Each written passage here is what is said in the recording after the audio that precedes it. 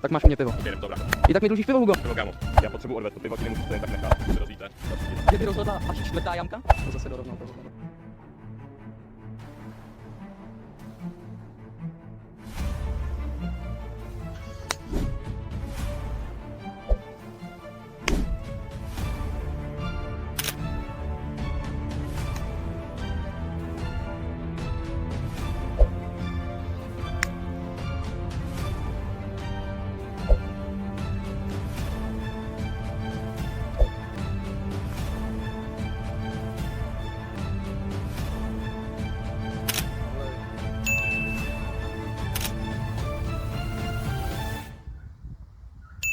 Krásná trefa, Hugo.